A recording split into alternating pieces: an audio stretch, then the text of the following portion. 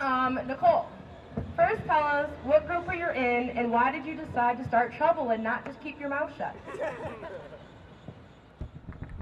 I started a Young Americans for Liberty chapter on my campus, and I decided not to keep my mouth shut because of my favorite author, Ayn Rand, who made her whole career sticking it to the man and going against the grain.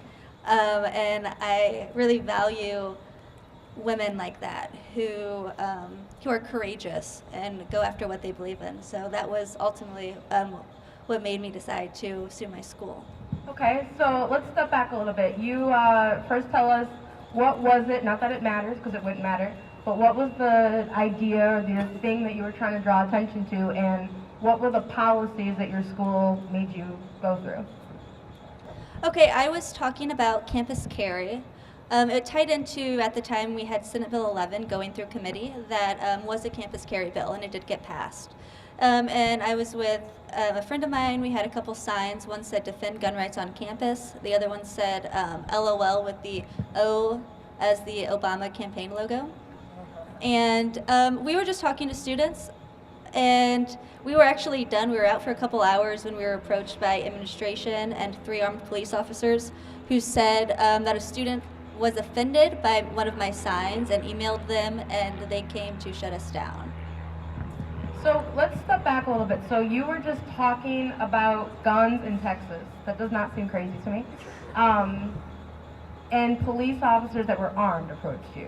Yes. So as a young woman, what was that like to have actual police officers with guns trying to stop you from speaking? I was more shocked, if anything. I know it's Blinn College is in a really small country conservative town. I'm in the political field there. I know all of the police officers, the police chief. So I wasn't really intimidated that they came up to me. I was more shocked that it was happening in a very conservative town where there's not one Democrat elected to office. So even though they may have agreed with your actual position, they were still using their position to try to stop you. Yeah, actually, the lady from the Student Life office said, I'm all for guns, but on campus, I'm not so sure. So how did that make you feel to have an administrator who is the man, that's the government, them telling you about their opinion about your speech and having that authority over you with your speech? It kind of just shocked me. You never realize how important something is, or, like your freedom of speech until you don't have it. And that's really when you realize, okay, well, I have to do something. So walk us through that. Why did you decide to do something?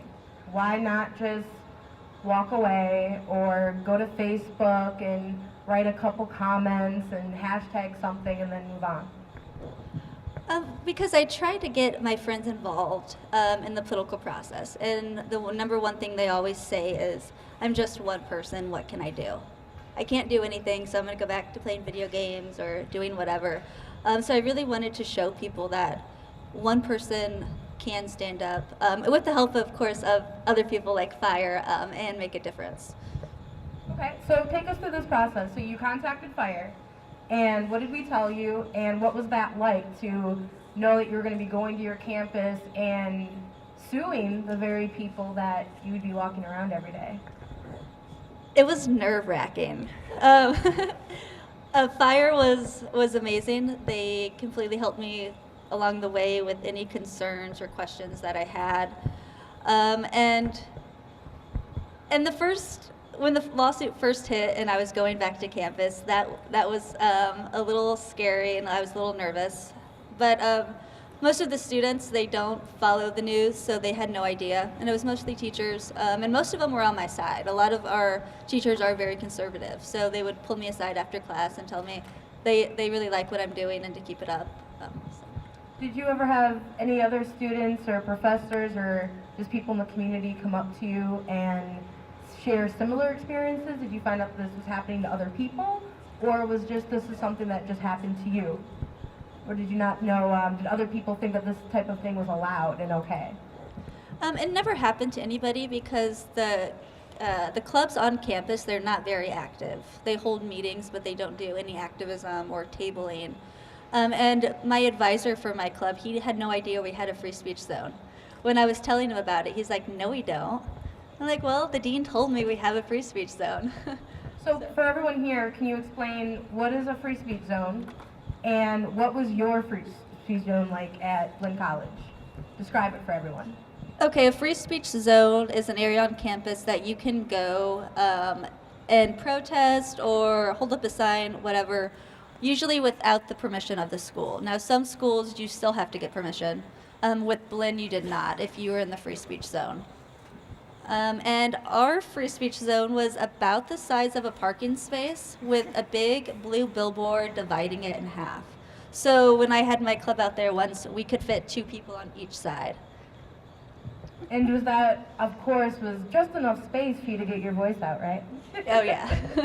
Okay, so take us through this. You're on campus. You just filed your lawsuit with Catherine. What was did administrators approach you? How long did it take? What were you feeling during the time that you were waiting for everything to happen? Well, the lawsuit was filed right after the semester ended. So it was summertime. And so nothing really happened. I got a lot of encouragement from the community. It's a very small town, so everybody knew. But really no pushback except for one professor who didn't like it, but it turns out his dad was on the board of the school, so. Oh, corruption in high places. Okay, so how long did this process take? It took a little over a year. Okay, and what was the outcome? We won. All right, so high five, Catherine. So on a personal level, what changed about you from the young woman that just wanted to use her voice to the young woman that then actually fought back? Because I think a lot of people can say they believe in something, but not actually do what it takes to do something. So did you change, and what did you learn about yourself?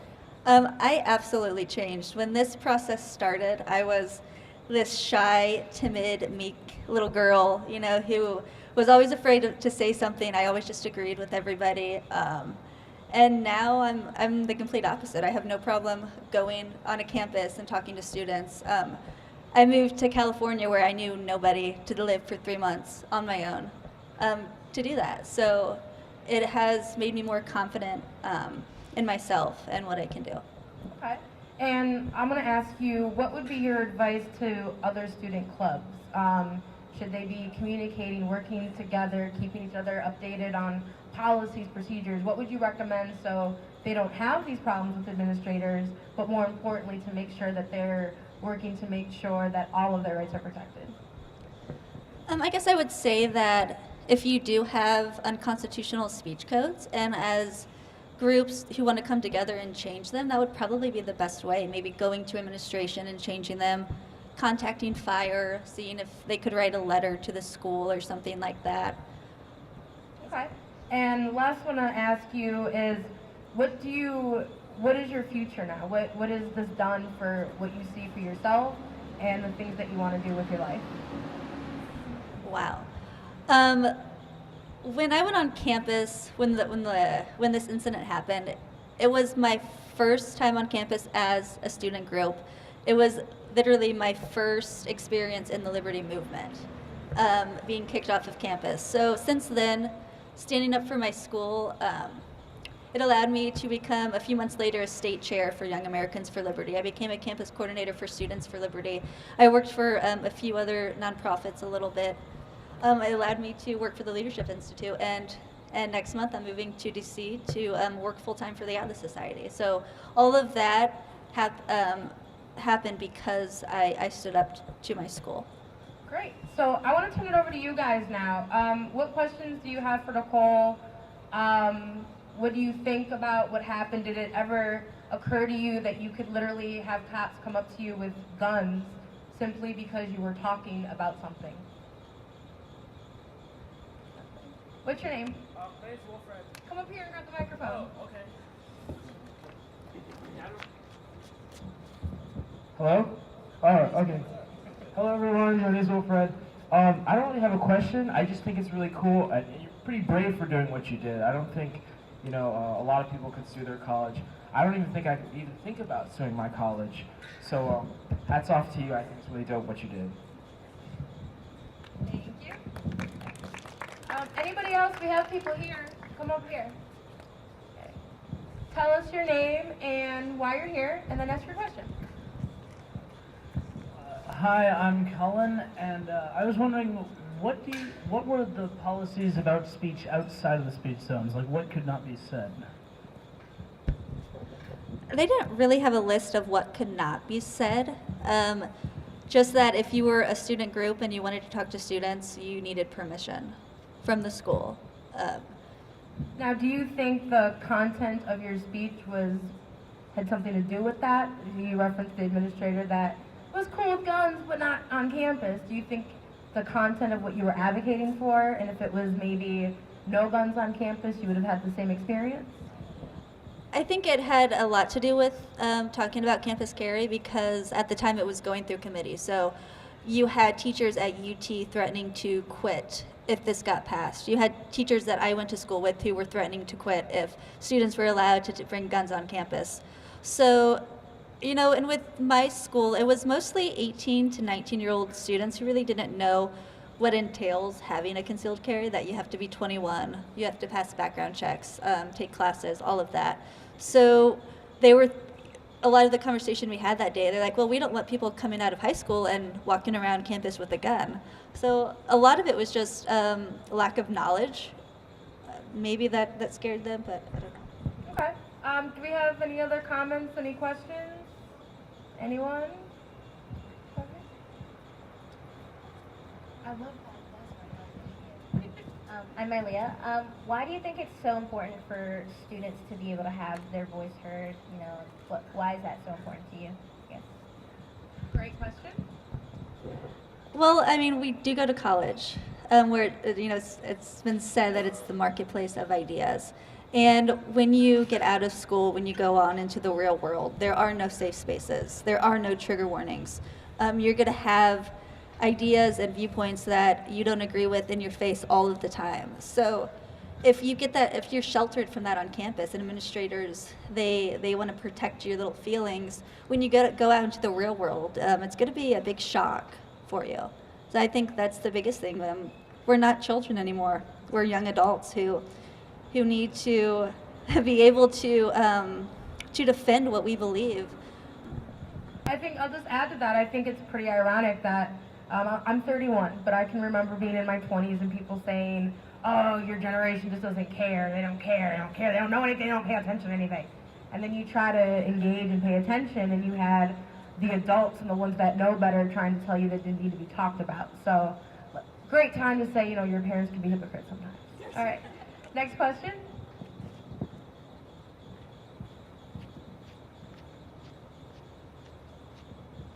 My name is Jacob. I just wanted to know, do you think that there is a place for non-free speech zones, as in, like, do you think that the entire campus should be a free speech zone, or that there should be segmented free speech zones where they exist? Yes, I think all of campus should be a free speech zone. Now, I know there's stipulations. You can't be outside of a classroom, you know, yelling and things like that, but I mean, as long as you're not hurting people, you're not taking their stuff, you're not trying to start a riot or something, you should absolutely have free speech everywhere on campus. How many of you guys followed the protests at the University of Missouri last year? The Mizzou? That's it? Okay. So, a lot of you are raising your hands because you heard about it, because these students actually have access to all of the open areas of their campus. And that's partly because of FIRE, kick butt. So in 2015, FIRE worked with both Democrats and Republicans, and we passed what is called the Campus Free Expression Act, and we call it CAFE, because in DC everything's acronyms, and policymakers love acronyms. But basically what it says is on your college campus and all these open great places, like by the Frederick Douglass statue, students should be able to not just get together with planned events, but to be able to spontaneously come together. So at Mizzou, there was a bunch of issues allegedly with, you know, racist incidents on campus, And the students wanted to be able to not have to go and seek permission and say, hi, Mr. Campus Person, can I please have an opinion about how much racism sucks? Instead, they just wanted to be able to come together as students and say, yeah, racism sucks. And they did a great job.